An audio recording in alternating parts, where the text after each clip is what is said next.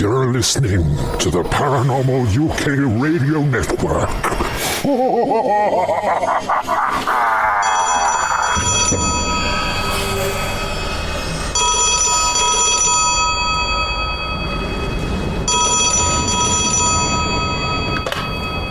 Hello? Is that the famous astronomer, Sir Patrick Moore? It is, very much so. Any news on the space front? Quite so. Elon Musk has just designed and developed 5 gigantic, state-of-the-art rocket ships. All members of Parliament, along with the American Senate, have first-class tickets aboard them, you see. They're told they're going to the moon. Told? Where exactly are they going, Sir Patrick? The new anomaly discovered recently astronomically. A huge black hole.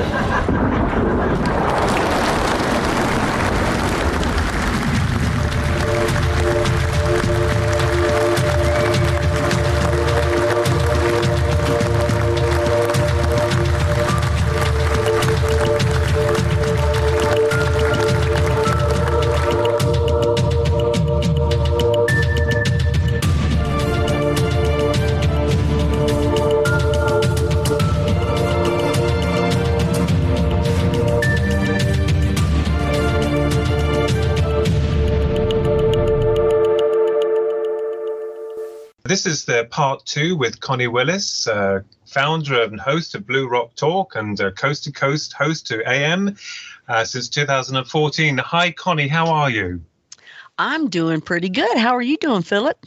I'm doing really fine. And of course, we had you on the show last time and we got to the point where you explained to your listeners about the Sasquatch and the incredible experience you had within your truck and seeing the lights coming down through tents. So, you know, I know we can't backtrack because that's going all around in circles again. But you had some other experiences, Connie, is that right? Oh, man. You know what? A lot of them. First of all, it was someone else's truck, just so you'll know. I'm working on getting a trailer and something to pull it. And I've learned, actually, don't get whatever it is that's going to pull it until you get the trailer. Then you'll know what size of vehicle you need that's going to pull it, because you might get a small trailer or a bigger trailer, and it's got to pull so many pounds. So you never want to get the car first or the truck first or the SUV first. You want to get the trailer you like first, then you get the vehicle. So I'm working on all that right now, and it may be a GoFundMe or not. We'll see how that is. But I'm excited about that because I need a trailer when I'm out there, Philip. Researching, I need one. I don't, these people that do tents, good for them. I can't do it. I have to have a little bit of, even though I think any ET entity, whatever being that's out there can go right through it, or at least, or tear into it. But at least I have a sense of safety. Yeah, and this is the thing, Connie, with a lot of the paranormal activity that occurs. And I know that, your investigations at creepy hotspots, Connie After Dark, and you team up with you in a virtual pub, but you actually go to these places. And one of the things we will state here that we all know, and you'll explain a little bit about, is that, we do believe that we're dealing with something that is not quite your nuts and bolts construct. It's almost as if they can walk through time or through space and come in and go out again.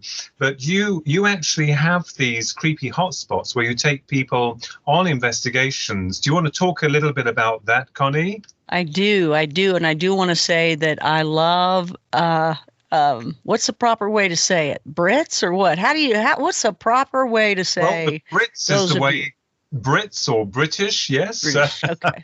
I love you guys. That's my, Willis, last name Willis. It's very British. So, I just love you guys to death. I hope to get out there at one point, but more than anything, I love the fact that you guys are so open to things that, are not supposed to exist. And ever since I was a kid and watching TV, it's always, werewolves, whatever. Everybody seems to believe in the UK, and you're open to it, where it can be a little bit more difficult in in the States sometimes with people. But you guys, it seems like it's in your heritage as well. Yeah, in America, there are some amazing cases that, we've been digging up with regards to werewolves being seen, and, the Sasquatch and other beings, which are incredible. And of course, you yourself have had a personal one-to-one, kind of experience with one of these beings. And with regards to your live investigations with the creepy hotspots, Connie After Dark, I mean, that is really some scary stuff. I mean, how do you go about that? I mean, well, Connie After Dark is have a drink with me. So come on, have a drink with me. It's a virtual thing, where we hang out and we can talk about anything. Sometimes it's just, hey, you go to the bar, right? And you just sit and who knows what's going to happen, right? Sometimes we can just do trivia, or we can, good old bar trivia or whatever. It's a virtual bar, have a drink with me kind of thing. It's really kind of a donation show for Blue Rock, so we can get the proper gear and the proper equipment and things that we need.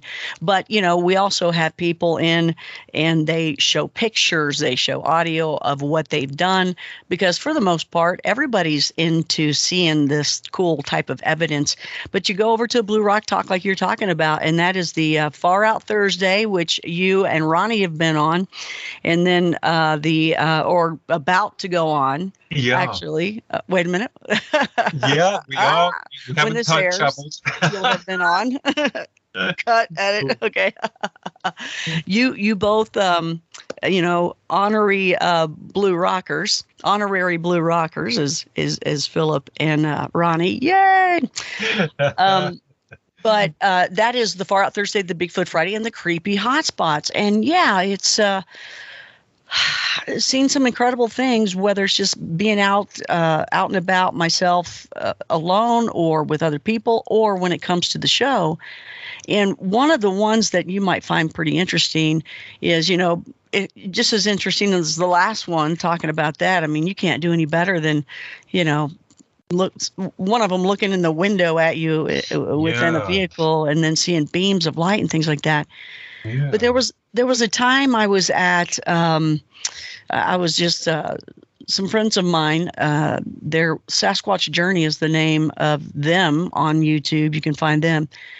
They had taken me to several of their spots and showed me structures, and, they're Bigfooters. And so they're showing me different structures and just taking me through a whole day of walking. If you go to my website, in fact, ConnieWillis.com, you're going to see free Bigfoot documentary.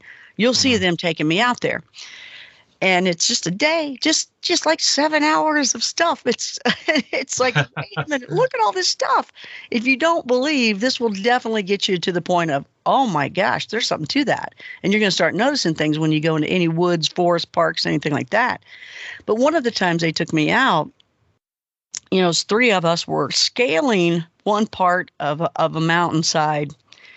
And it was enough to where, when you're going up, the incline is so steep that we're actually, grabbing on to like the bottom of a small tree or anything to pull us up another, couple of inches. And then, it was that much of an incline. Okay, inches, feet, whatever. You would have to grab on to something to keep going, because we wanted to get to the top of this. So, that's difficult. And you're like, oh my gosh, and you're up high. I can't remember how high we were up. Let's say definitely over 9,500 feet. It could have been 10 or could have been 11. I don't know. But let's just say it was 10,000 feet. And then that incline, it's hard to breathe. You're already older than you've ever been in your life. So, oh my gosh. Right. But it was interesting because as we're out, and we've seen a lot of structures this particular day, and they had actually seen the heads peeping out. But you have this vibe, you have this feel that you're being looked at. It doesn't feel evil, right? The difference of, what a ghost or an evil entity feels like when it's around, don't you? Yeah, you get the your biosphere normally reacts to it straight away. Yeah, absolutely. Yeah, it's totally different. Exactly. It's one thing, oh, there's a presence and it scares me because I don't know what it is. There's another if, oh my gosh, it's evil. So at least to me, I can differentiate, at least when I know I can differentiate, right? You never know when you're not doing it. So we had seen all this stuff. I think we had already broke for lunch, and then we started up again, and we had gotten to a point, and I remember just standing there, and I said, okay, in my mind, did the mind speak thing. So in my mind, I'm looking around, and they're a couple, so they're kind of closer together. Sometimes I'm like, hey, or they'll check to make sure I'm okay. I'll wear red. Hey, y'all see here I am. But I had decided to do some mind speak, which is that's how you talk to them. And so in my mind, I said something similar to the effect of, hey, I'm Connie. I'm here to see you. It's in the day, so I'd really like to see you in the day. I know you exist. We've seen your structures today. We've seen what you guys have put together. And I'd really love to see you, especially in the day, because I can see you at night. I am intimidated by you. I'm scared.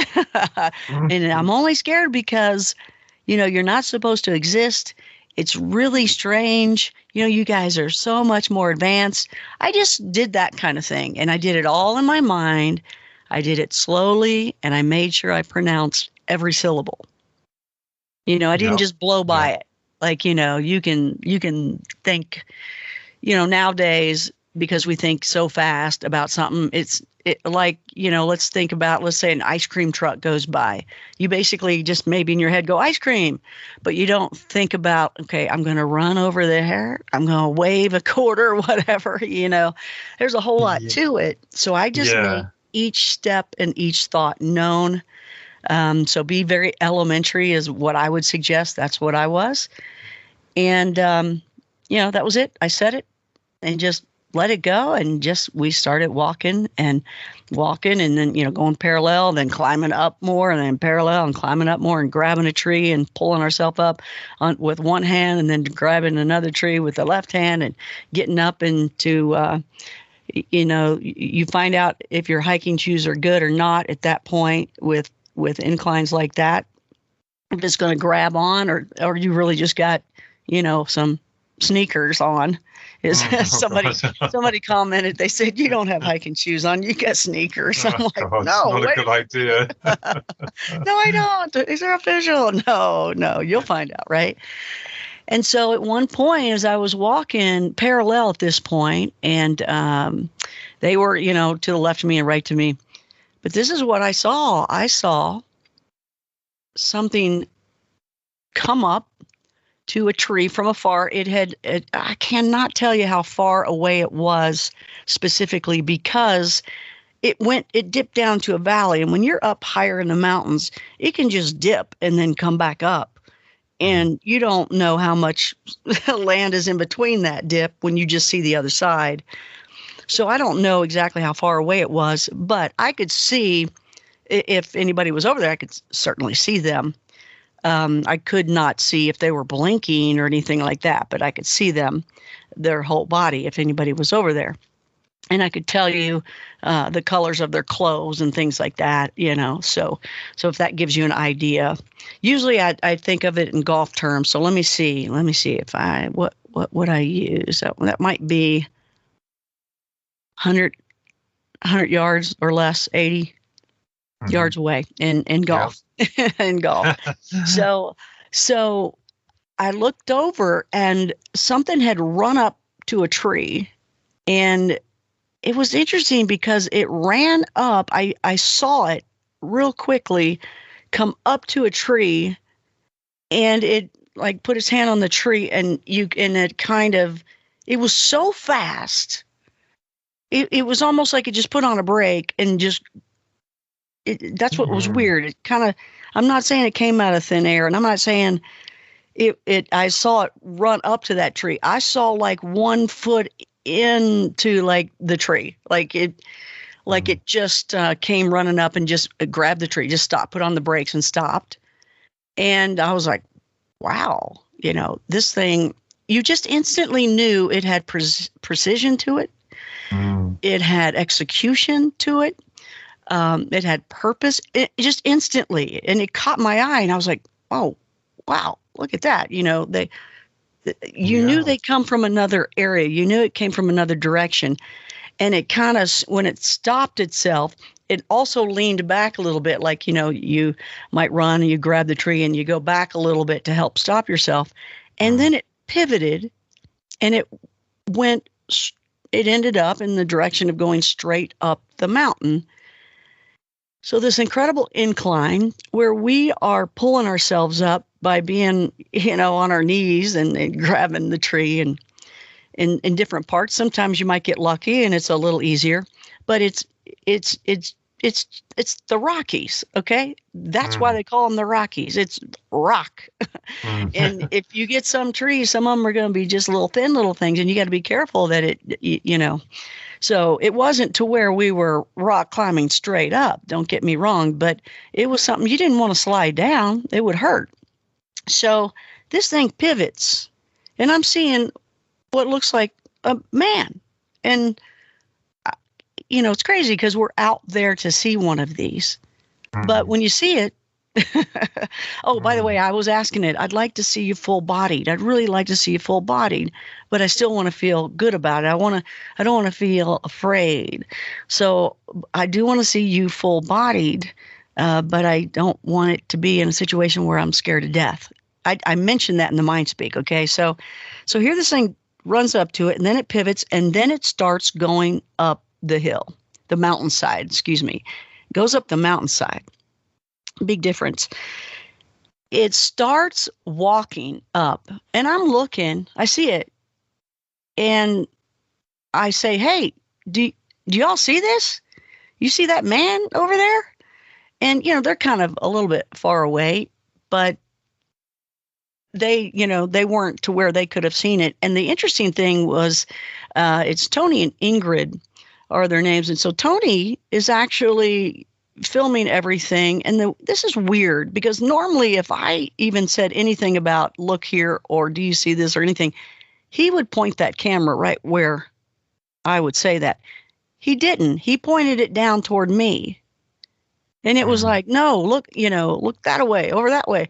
He never does that. He would always point it wherever you think you saw something. He's ahead of the game. He would never look at me with it, but he did, which was very weird. We noted that later, by the way. Ingrid was behind me, and she actually ended up seeing some of it too at one point. But I was going, you all see him? You all see him? Because I was thinking it was some dude. I do not know why I thought this, and I'm going to be straight up honest, Philip. I don't know why. But I actually looked at him, and I was watching him, and I thought, this man is determined to go up the hill. It's almost like it's kind of a fat guy, and I rarely use the word fat, but this was in my head. There's a fat guy running up the mountainside for some Doritos or something. It was just weird. I don't know why I got that. Okay. I do not know why.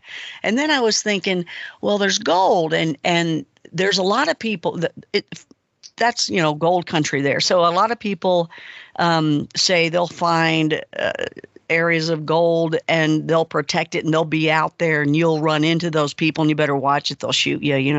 Do not come into my area. So I was thinking, wow, this guy is maybe he's running up there to get keep us away from their claim or something. But I couldn't stop really looking away except a couple times when I said, no, y'all look over here. And it didn't run away or anything when I did it. It kept going up the mountain. And at first it was walking and the stride was like, wow, we're not being able to walk up like that. It was just walking. And then it got faster and it took its hand and grabbed it was much bigger. It was grabbing the tops of the trees. We could only grab the bottoms of the trees to pull ourselves up. This thing was grabbing like the middle of a tree and putting its hand around it and using it to pull himself up the next. and then his next arm would go and grab a tree and pull. It was almost like the trees were perfectly put there for him. I'm just thinking it's a him, but so the left arm grabs a tree, pulls himself up. The right arm grabs a tree and pulls itself up, and it just did that and got faster and faster and faster. Another tree, another tree, another tree, another tree. It ended up going so fast that the arms blurred.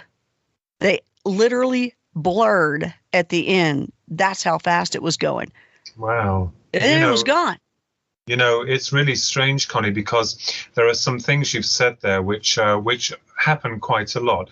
I mean, in a situation where, you know, people are in direct alignment with an unusual activity, people do act strange. It's when you said about the cameraman not pointing the camera to where you wanted it to be pointed, and also these levels of high strangeness, especially with Sasquatch, or people call it the Yeti or whatever, you know.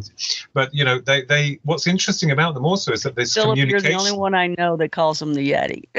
Yeah, no, I think it's an old Doctor Who thing here in England. I mean, you know, it's just one of those things. It's so typecast here. But interesting things about them is that they are known to be telepathic. Yeah. And also the really bizarre thing about these experiences is that, you know, time can be altered. You know, people act funny, strange. It's just so bizarre, but also surreal as well. So what did you make of this?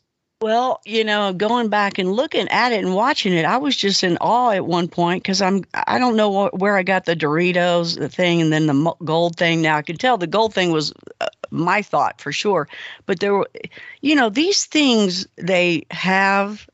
they're individuals. They're highly advanced. These are my theories. They're highly advanced. I know that, by the way. And it's okay if no one wants to believe me. That's fine. I don't care. I know that I know they are highly advanced. At Mindspeak, without a doubt, UFO world, abductees, aliens, telepathy. You get into the Bigfoot world, it's called Mindspeak. And same thing, but it's the Native American is behind it. Big time, and that's where the Mindspeak word came from. So, you know, just a little bit of jargon there, a little bit of when you get into it any deeper, it'll always be Mindspeak, which is good to hear because then you know what someone's talking about when you hear Mindspeak against telepathy. But all these entities have this thing to me. But I think the Dorito thing, because they're so individualistic, they have their own individualistic thinking, behavior. I don't mean adjacent to humans. I mean, like if there were 8 of them out there, they would all think differently. They'd all feel differently. They'd all have their own personality. And I don't know if maybe this thing threw at me. Yeah, I'm going to go get some Doritos. Ha, ha, ha. Maybe, you know, he obviously, without a doubt, I knew he did it for me. He did it for me. He not only showed full body like I'd asked, he got right in my eye line to do it. He, you know, I was like, I just want to see. I want to see. You know, I want to see you in the day. I want to see you full body. And well, then he showed me its speed, showed me its precision. If you put 100 books on that head, they would have never moved. They would have never jolted. In fact, the speed and going straight up this mountainside, scaling it, grabbing the trees and pulling himself up, you know, tree to tree to tree. There was no bouncing of the head. The head glided. It glided. Do you know, it's like they're inviting you into their reality. And I think this mental exchange is very interesting because not only with Sasquatch, but also with UFO experiences. I mean, I know there was one event that I'm not going to go into detail where we used telepathic communication and, you know, we were awarded with the appearance of a UFO as though this intelligence, as invisible as it was at the time before it appeared, is able to understand what you're thinking. And I think that, you know, this is what happens. I think that when you open your mind to the concept of their reality, you then become a part of that reality, like they're bringing you into this. And I've always agreed, certainly recently, that Sasquatch seems to be very intelligent. And I've heard of these experiences where people have had these kind of like telepathic exchanges. But I think one of the biggest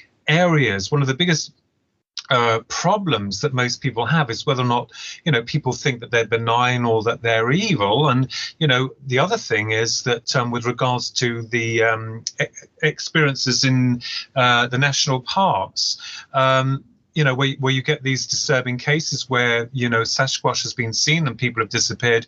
But, maybe it could be that they're actually guardians of those lands, those environments that are trying to protect the people. I mean, what's your thoughts on that, Connie? I absolutely believe once I was awakened to that, you wonder, oh my gosh, all those times I went hiking, were they looking at me? Yeah. What was going on? When I started recognizing, and people had taught me what to look for and this and that, and when I had the experiences, the first time I ever went out, I had experience. So when that happened, I just started thinking about exactly what you said. And the forests, you notice a lot of the parks, right? I think they close at sunset and they have certain camping areas. Now you can go off road and camp. I'm not sure how it is over there, but here you can go off road and you can only go as far as off road is as well, right? So when they're not paved roads, you can only go off so far anyway, no matter what you got. And people can still continue to go as far in as they can as they walk. But for the most part, the forest, they close at a certain time. They open a certain time, close a certain time, and they have their hookups in a certain area. But we like to go off grid and things like that. So you get a better chance of being around these things. But I absolutely think those lands are all protected for reasons of them. I mean, that's one of my, what ifs, right? What if this is why these lands are protected? And this is why they close down at a certain time and then open back up. This was protected for them, Yes. We have the treaties with the ET, right? Are they ET too, or they are their own separate people that we've made treaties with? I don't know either way, but they're protected lands and they're in them. But were they protected because of them, or because they're protected, they are there? Yes, understood. And it's quite interesting because you mentioned the North American Indians and all of the going back into the past with the beliefs and the tribal beliefs in like the land and the sky gods and all the rest of it. They also believed in space brothers, and they obviously also believed in Sasquatch. And this is very interesting because the UFO phenomena seems to be very closely related to Sasquatch, because a lot of times that these huge beasts are seen normally during or after UFO activity, which is very interesting. So, I mean, there's certain parallels that we can draw upon the experiences that people have. But I do believe in, totally in the fact that there is, like, Connie, a personal psychic integration very much on a mental level between you and with it. And I have to say it with all due respect, because we still don't know what we're dealing with. But that is very interesting. That really is very interesting. Yeah, we it was really neat. It's just looking back at that particular event, that it was another time. Each time that they've ever spoken to me with MindSpeak, they've always respected what I've said, or they just respected me. It's crazy, like the first time that I ever encountered them, they were telling me I could look up and see them, and told me exactly what to do to see them. They would have been like less than a foot from the tent. I don't know if I told you that story, but that was the very first night ever, and it was. Yes, you've been in a truck. Sorry. Oh no, that was another one. That was. Oh well, tell us. Come on, that wasn't the first one. Okay. But wait a minute, you had asked something. I wanted to go back to that about the parks. Oh yeah, sure, yeah, they're very interesting. There's definitely. Well, I'll do. Yeah, I'll go ahead and tell you this other event that happened. See, now I like to study everything across the board, the ghosts, the aliens, the Bigfoot, the Dogman, whatever, across the board, and go to the similarities. Not 101. Hey, if you're with us, a Blue Rocker on my show, you already know. So you're deep into, level, no 101, but more levels of 701 or whatever that might be. And we try to figure out the similarities. So, look in the ghost world, right? Okay, so Bigfoot world and Dogman, you get mind speak, which I think you guys call werewolves. Yes. And then you got, which I think makes total sense. Me and Paul Sinclair, when Paul told me, I was like, oh that makes total sense. The werewolves, oh my gosh. Yeah. So they have the mind speak, the alien telepathy, and guess what? The ghost folk. Hey, wait, my Uncle John told me, tells me good night every night. Right? You get the ghost and the mediumship voices as well, right? Or their guides. Well, okay, your guide's talking to you. All right. Well, guess what? Here's an ET giving me telepathy here, and there's a Bigfoot over there talking mind speak to me. So there you go. You're getting language telepathically from all of them. Right. So they all have similarities, right? They're all that same way. So when people are just ghost people, or some people are just Bigfoot people, some people are just ET people, whatever it is, they're all communicating telepathically, which is. Yes, that is. They very all must know each other, right? They got to know they're in the same realm, maybe, something about that. But you had mentioned UFOs and Bigfoots together a lot, and you're right. I've seen that too. In fact, from the story earlier that I told you when I saw, and I was thinking about this today, when I saw the face in the window. It's pitch black out there, so the only way I could have, because I know it happened during the same, beams of light and all that happened at the same time. So the beam of light had to have been on enough at the time to be on the forehead of it for me to see that, or it would have been black. It just would have been dark. I wouldn't have seen anything. Yeah, sure. So that light had to have been on at the time, So the very first time I ever had experienced it, I was pulling in documentaries for a man named Mark Victor. He is he was one of the writers of the blockbuster Poltergeist. Do you remember that movie? Oh yes, yeah, that's right. Yeah. So he's one of the writers, and then he ended up directing, like, I guess, Poltergeist 2, 3, 4, 5, 6, 7, 8 billion thousand, whatever. He followed that along. Really a great guy. Very, very nice, and very funny, dry sense of humor. You just look at him and you're kind of that dog, when the dog turns its head like, You do that with his jokes. He's very funny guy. Bless him. But he was doing this internet thing, and he was trying to get paranormal type documentaries in. And so I was out getting them. Tim Coleman, one of your great UK documentarians with Out of the Blue. Yeah. And the skull experiments and all that. Oh, yes. So pulling in stuff from Tim. And then at one point, somebody sends me a Bigfoot one. And that's how I first got into it. And they were talking about what was going on in Alabama. And I ended up, because of that, talking to the people there for hours and hours before they invited me up, and then they invited me up. So I was living in Florida at the time, drove up with everybody, and they were looking for the clearing for us to camp. So there was quite a few people there, and each person had a camper or tents or something like that. And they told me a lot to prepare me, but they didn't tell me a lot of really main, huge, big things. And I'm glad they didn't. And they did it purposely. The guy that was telling me about everything and what to prepare for, he didn't tell me certain things specifically. And it's a good thing, because so that night, the first night, we cleared everything out. But the very first thing that I had noticed when I got out of the guy's truck that drove us up there, when I stood in the middle of those woods, I felt like there were like three, I don't know, it could have been 3 to 5. I don't know. It just felt like there was more than 1 or 2. And it felt like to me they were looking at me. And I looked over where I thought it was. And it seemed like to me that there was again, I don't know if it was 3 or 5 right now in my head. I just remember, when cheerleaders do that pyramid?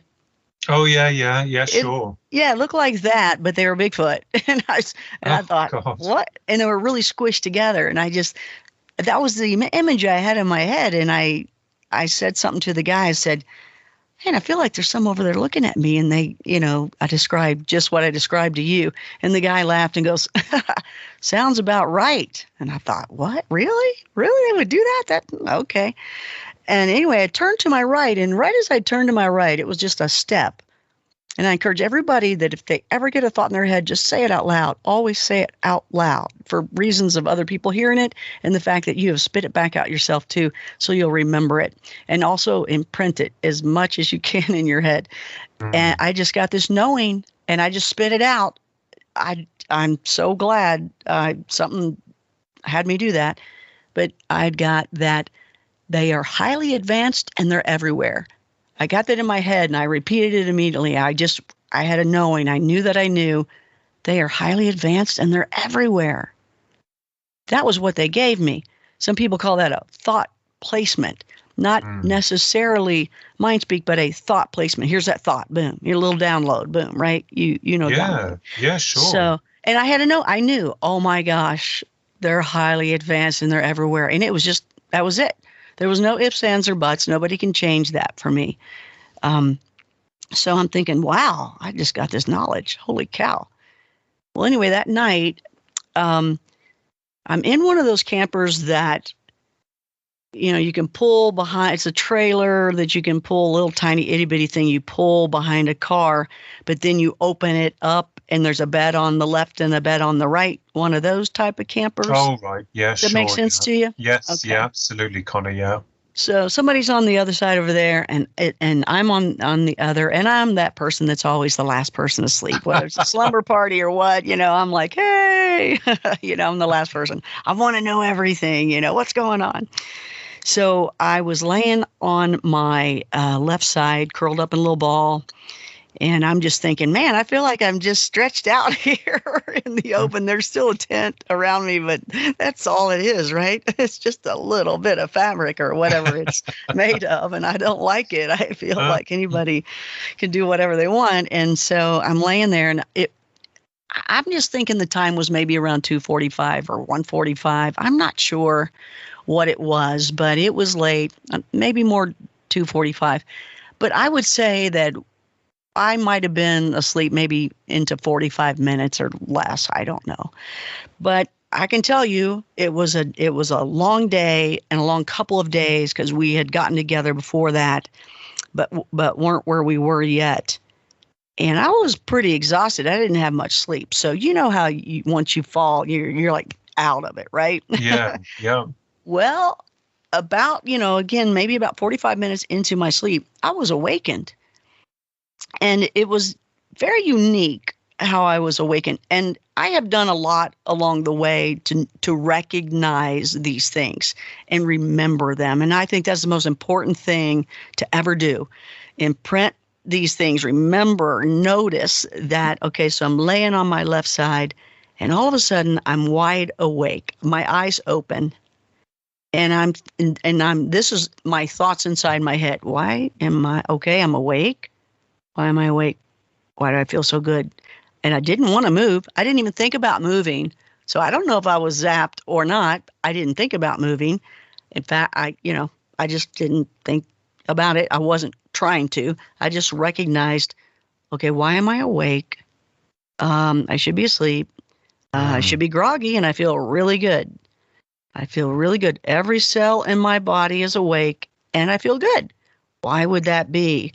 This is all that's going on in my mind. And then all of a sudden, boosh, something pushes the trailer.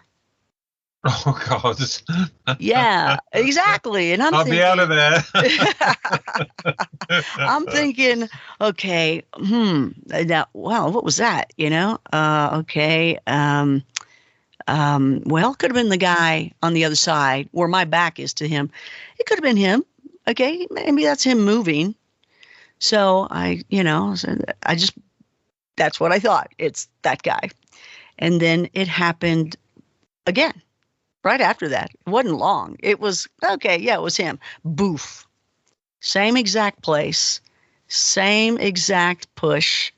And I went, whoa, all right, now I'm listening and I don't notice any ruffling over there because I could hear if he moved. And, even if his leg moved a little, I could hear the blanket. So I was like, okay, I didn't hear him. But, still it could be him. I don't know. And I thought, what I'm going to do? I'm going to turn out. And I'm thinking this in my head, not realizing that I'm just talking to myself. When you do TV and radio all your life and acting classes and improv, you're taught to always think and just, so I don't think anything as I'm thinking in my head and talking to myself. I'm not thinking anything different.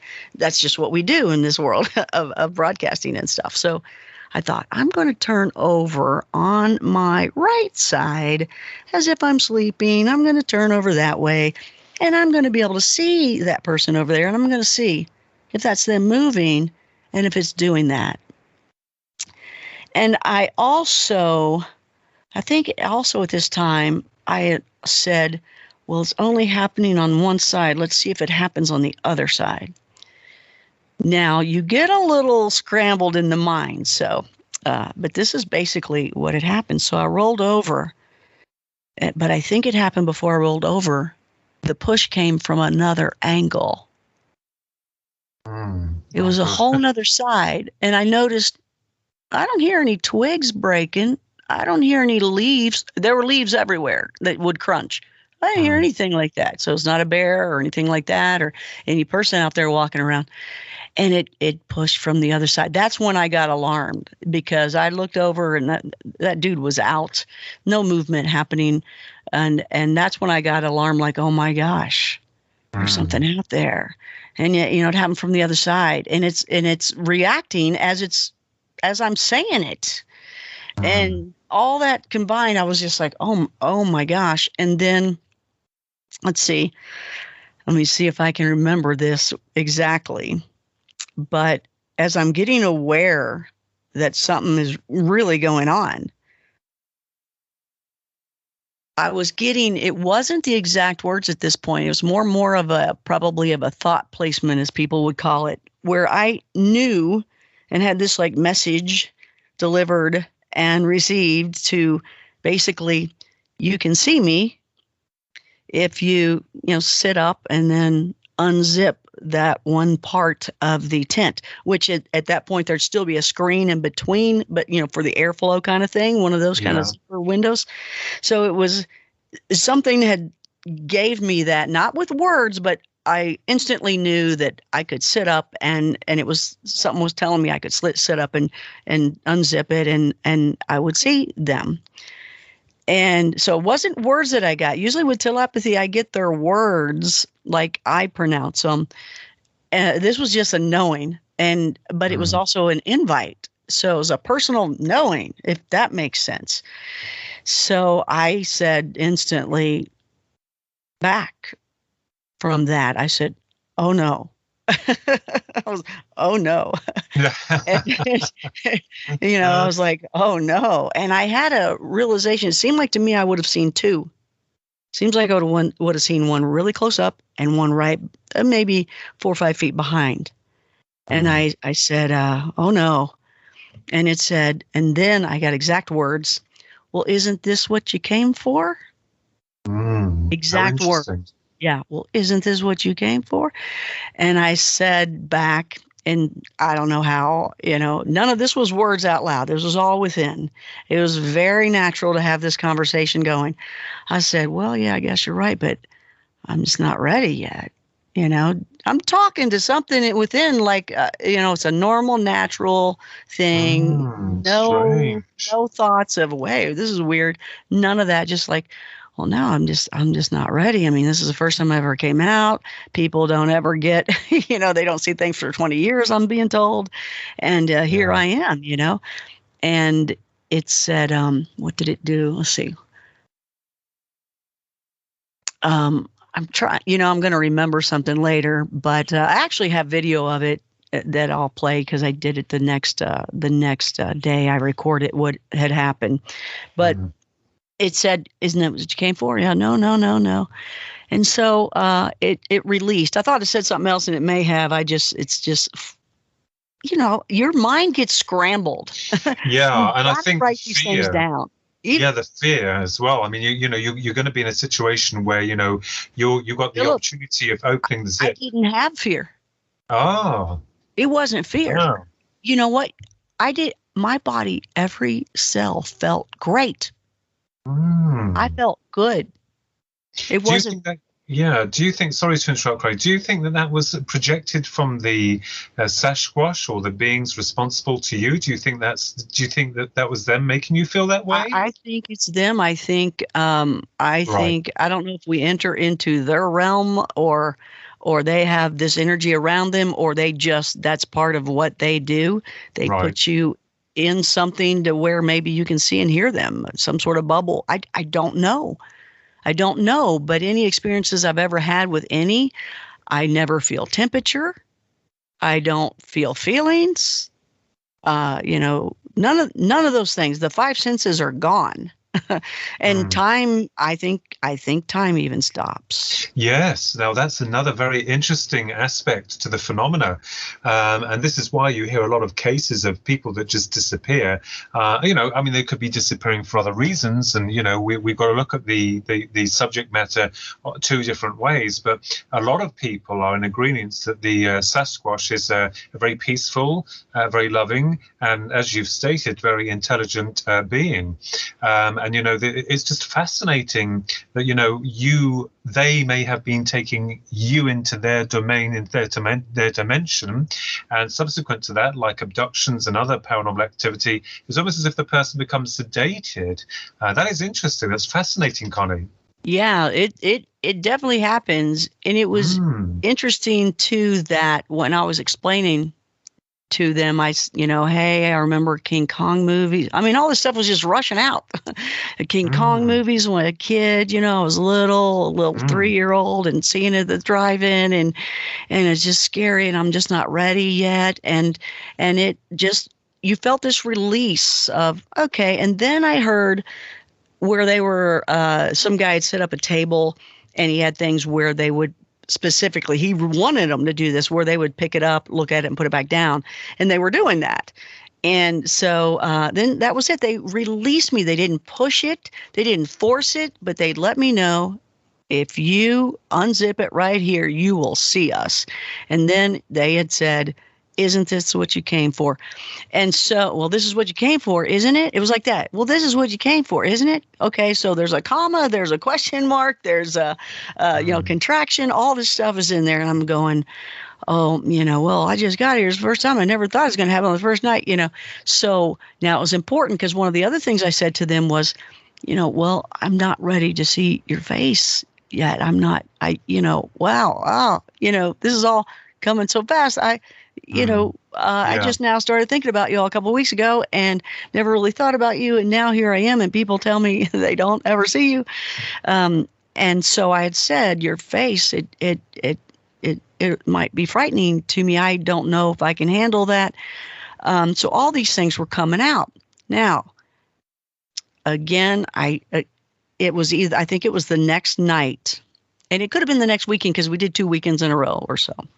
Mm-hmm. We were out roaming around, and there was so much activity at this place. It was unbelievable. So we're out and experiencing all sorts of stuff. I mean, I could go for days, it seems like, with all the different things that happened. But one particular incident that you'll like that attaches to this story is we had all been going out, running around, everybody, in twos or whatever. And at one point, some guys came back to the base, and they wanted to go to this one particular area that we had all sorts of activity. And everybody else was pretty much going to bed. But they had said, well, we're going to go out to, blah, blah, blah. I don't want to give out their creepy hot spot. But they said, we're going to go over here. And I said, they said, you want to go, Connie? And I was like, Yeah, I was pooped, right? I was pooped. I was like, yeah, I want to go. I want to get as much as I can. But man, you get exhausted. You're so exhilarated the whole time. So I said, yeah, I'll go. But so we went in their car, and I was sitting in the passenger seat, and they were getting out. And as they were getting out, I was just exhausted. I just said, you know what, you guys, because they had to walk down this area. I knew how scary and creepy it was.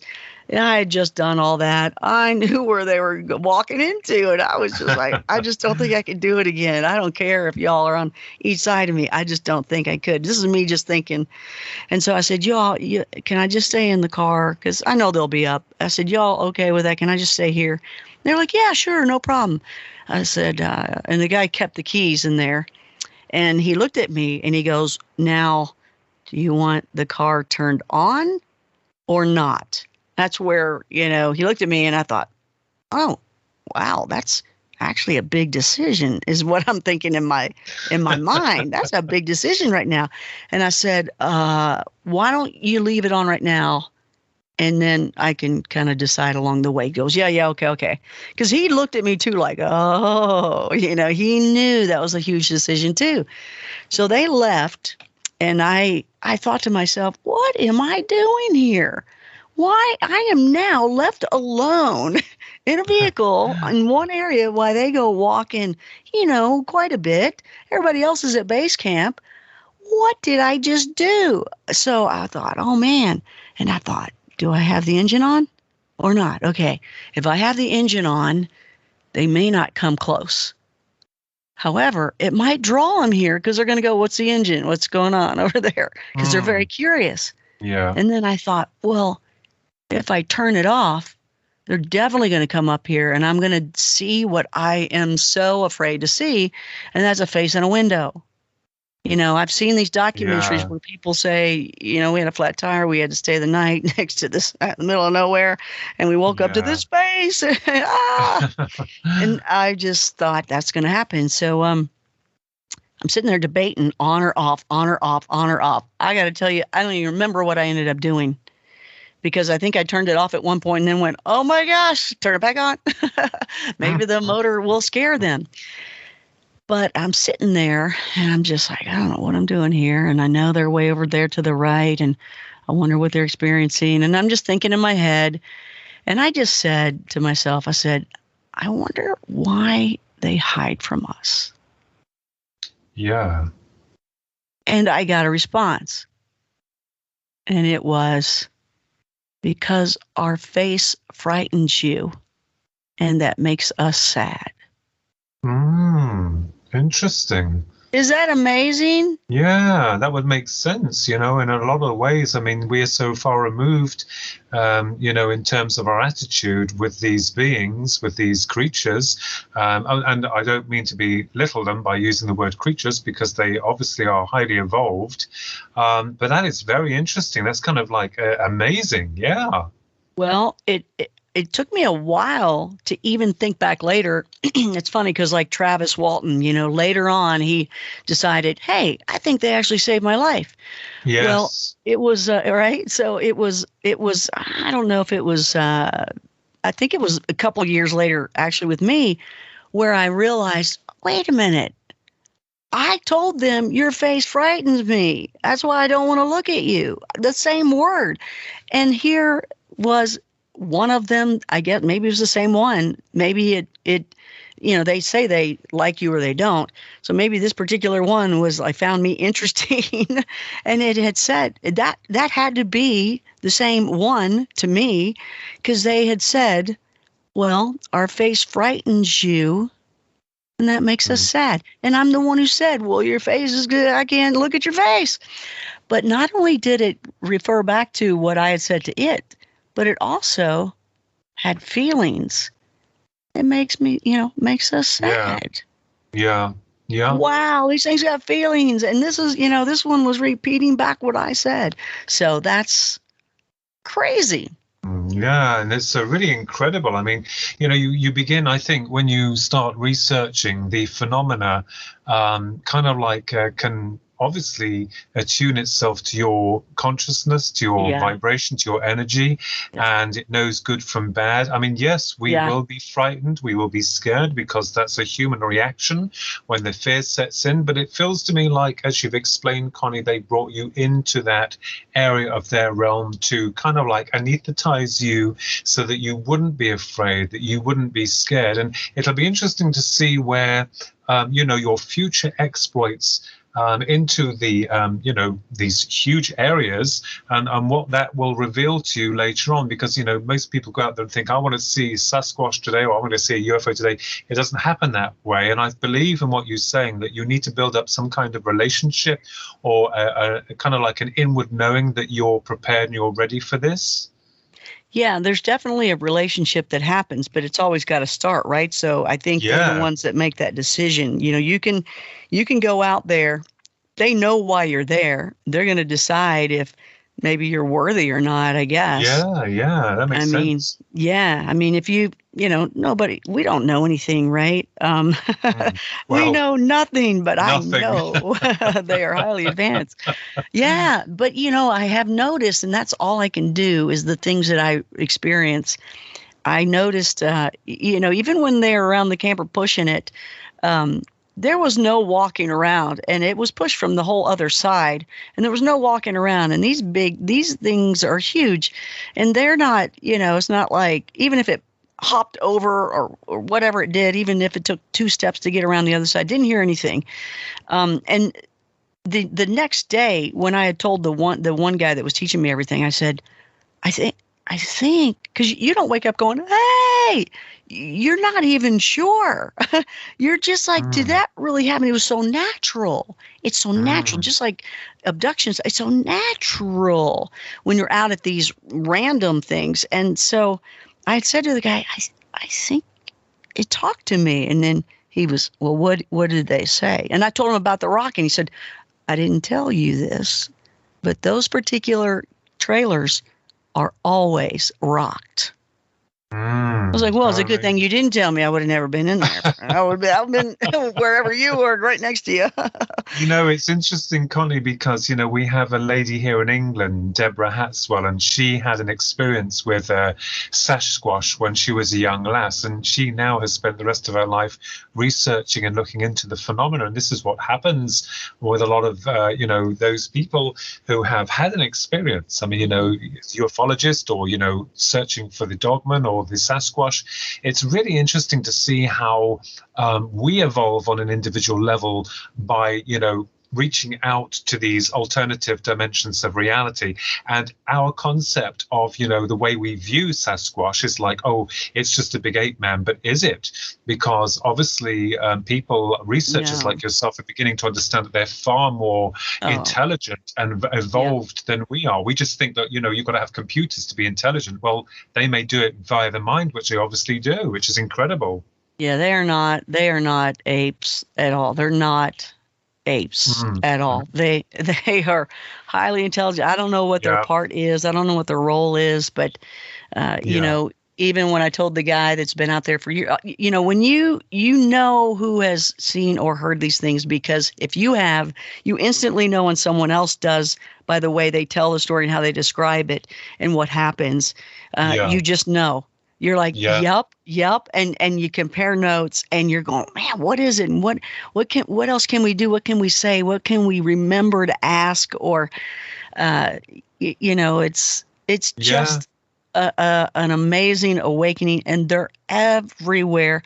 I kind of think we might be surface people, at least at this moment, at this time. I see that as a lot of people say this is what's happening, boom, and put their fist down. I can't ever do that. I can say right now, though, as a working hypothesis for this second, it's almost like we are surface people, whether they're coming from another realm or from underneath us. This big, huge ball, right? This big blue rock called Earth. Yeah. What's within it? We theorize what's in it, but we really don't know. In order to go all the way down to the core of the Earth, even though they believe they know what it is, right? Those are theories. People got to remember those are still theories. Yes, that's right. Yeah, if we absolutely. Yeah, if we dig down, the deeper you dig down, the further out you have to dig out. So if it gets wider and wider and we go deeper and deeper, well, at one point you're gonna totally knock Earth off its axis and into another solar system because it just would not. You just can't do it. And so maybe there's just tons of city. Maybe there's just an outer shell. It's kind of, I don't know, but Yeah. I think that they could easily just come up from underground. That's why I don't think you see everybody find scat. They're not sure if it's scat or not. I don't know. I can go on and on with that, but maybe because when I saw, at least me, when I saw this light where it ended up throwing out the beams of light, I felt like it had just come up from underneath and, hey, well, who's over here? Let's check them out. Yeah, that is interesting. And, we're coming to the end of the program now, Connie. And, well, it's been really fascinating, listening to your experiences and, bashing some ideas around. And what is wonderful is that it's so great to talk to you and, tell your listeners how they can get hold of you, what's going on, your shows. Go ahead, Connie. It's brilliant. Okay. Well, I love that you guys are just so open to these types of things. Oh, yeah. It's so nice. It's nice to tell the story, not have to convince somebody of it first. It's like I think when you've had experiences of a different kind, but kind of like connect into the areas of what they call the paranormal, which might be just normal. It changes you, and you have a full respect for subject matters, not just with ufology or with cryptozoology. Sasquatch, which does fall into that category of cryptozoology, paranormal. It's incredible, and when you're speaking to experiencers or those that are researchers, that there is firm evidence to suggest that our world is not what it appears to be, and there is far more that we do not know. So I think it's great for you to come on, Connie, and share your wisdom and your knowledge with us. So thank you. But let the listeners out there know how they can get hold of you and your programs, your wonderful programs as well. Okay, and when you all come to it, you can see the two boys. The two boys will be there as well. So Blue Rock Talk is the name of my show, and within that show, there's Far Out Thursday, anything other than Bigfoot, because on Fridays I do Bigfoot Friday, and then we do Creepy Hotspots. It's all live. The Creepy Hotspots are live investigations to Bigfoot areas, area with strange lights, Dogman, or hauntings. Hauntings are overnight. The others are like 3 to 5 days out somewhere where there's, known activity. So far, we're 100% with activity across the board. But that show is called Blue Rock Talk. I have another one called Connie After Dark, where it's kind of more, I put it together, it's more of it's a virtual bar. It's during COVID and things like that. People are like, hey, we want more. Actually, it was kind of like, we just want more. And I'm thinking, oh man, I just did 2 hours. Okay, I'll do another 2 hours, but we got to give it to the show, right? So it's donations, basically. So you buy me a donated drink to continue to build up Blue Rock, so I can be safe out there in the wilderness. So that's really fun. And then I'm going to do a culinary show soon called Eat This, and then also how you can win the lottery using a pendulum like the psychic spies would use. It was a tool that they had used. So all you have to do is go to ConnieWillis.com, ConnieWillis.com, and you'll see all of those. Makes it easy that way. But so I hope you guys join. I believe, Philip, I gave you guys 20% off coupon. Yes, and we got it. Yeah, we got it on our website as well, so people will know. On also www.thekinsellatwins.com, you'll find all of Connie's details on there and how to connect with her, which is brilliant. Yeah, sure, lovely. And it was great having you guys on Coast to Coast as well. Oh, that was awesome, and such an honor as well, too. As I said, I did say with someone, it's rather like a friend of mine said, it's like going on Top of the Pops here that we used to have here in England, which was one of the top programs. Oh. So it's like, wow, that was an honor. But, it's so great to I feel to that way, talk too, to you. by the way. Yeah. 7 years there, I feel quite honored just to be a host, especially that long. Well, we're all honoured. It's going to be like the Scooby-Doo gang, and well, I think, like Shaggy and Scooby, they'll be like, yikes, and getting out of there. I'm one of those. I'm one of those. I am scared. I'm not afraid to tell people. I am afraid.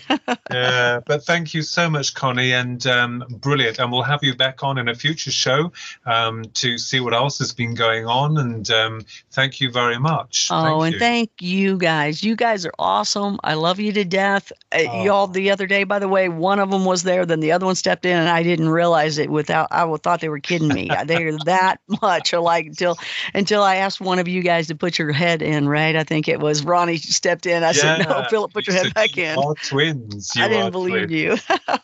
You guys. Hey, you guys are great, by the way, and thank you so much for wanting me to be on your show. Thank you. Oh, you're very welcome, Connie. And that just leaves me to say, look out for Connie Willis, host to Coast AM, and also the founder of the Blue Rock Talk, and also the live experiences with the Sasquatch. So keep an eye on Connie and what she's getting up to, and check out her website and also what she's doing.